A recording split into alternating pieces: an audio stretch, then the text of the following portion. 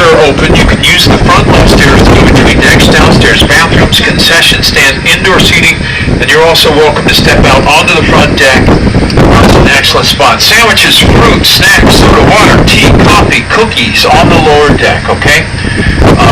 Okay, so here we go. Out to our left is an extremely tall building with a big spire on it. It's the Art Deco masterpiece, the Empire State Building, which has been adding grandeur to the New York skyline since 1931. It was the world's tallest building for 42 years. It's 1,454 feet to the top of the spire. The building has two excellent observation decks on it. The main deck is on the 86th floor, but the 102nd floor deck recently reopened as well, and it's extremely high up.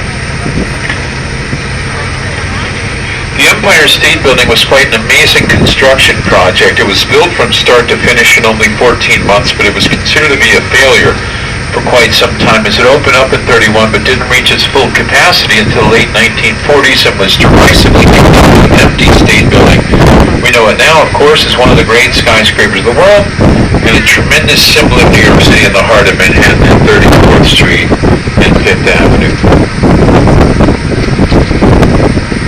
To our right is the state of New Jersey. It's nicknamed the Garden State. It's a part of the mainland of the U.S. Now, I'll be talking to you more about New Jersey later. For the moment, I'd like to acquaint you with where we are. That's the mainland to the right. The river that we're on is the North-South River. We're heading south on it. Then over to our left is the long and narrow North-South Island of Manhattan. It's roughly 15 miles long, north-south, and 2 miles wide. It's a long and narrow North-South Island of Manhattan.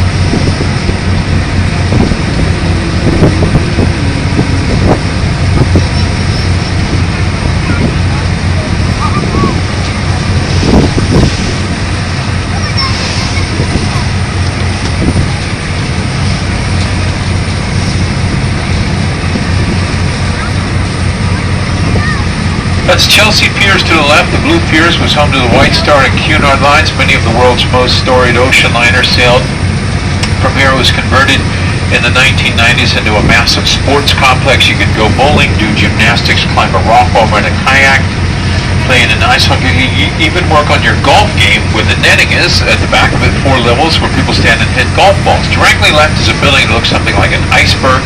It was designed by the great Canadian-American architect Frank Gehry, with his signature look, the undulating exterior. Next to it, the curved front tower with the little panels on it, designed by the French architect Jean Nouvel. Out to our left there.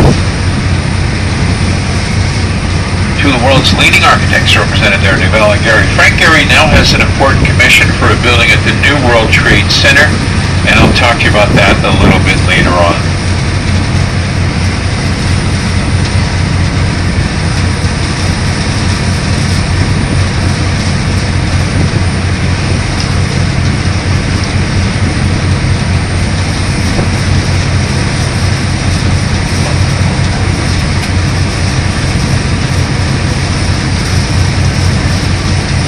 Folks,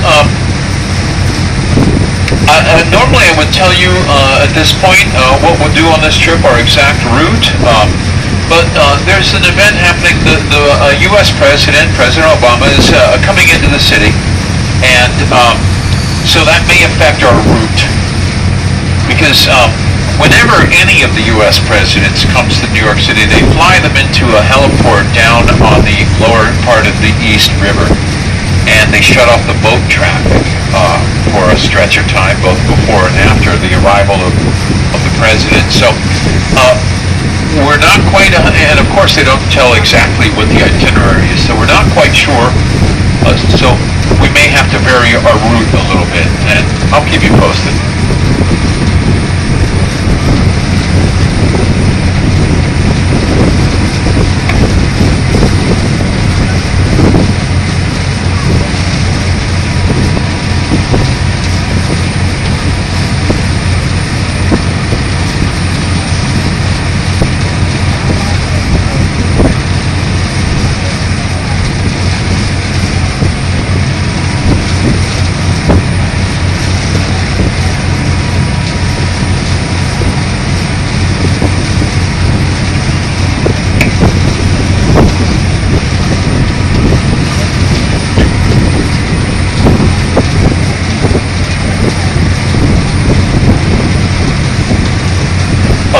to our left is Chelsea Piers, which was home to the White Star.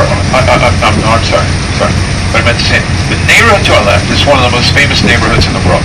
It's Greenwich Village, which is famous largely because it was home to American Bohemia for decades. Many of the country's great artists came to prominence in the village, from the incomparable Mark Twain to the avant-garde novelist Jack Kerouac, the poet Edna St. Vincent Millay, America's only Nobel Prize-winning playwright Eugene O'Neill. Bob Dylan launched his career in the early 60s in little folk clubs along Bleecker Street at the time. One of the last things that Jimi Hendrix did in his short life was to start Electric Lady Studios, which is still a thriving recording studio on 8th Street in the village, but it's no longer so much a bohemian center. It's now a very expensive area in which to live, but it's still quite an art-based community with some of the city's best off-Broadway theater companies, one of the country's great acting schools, HB Studio. On Bank Street in the West Village, great jazz clubs continue to thrive, such as the Village Vanguard and the Blue Note.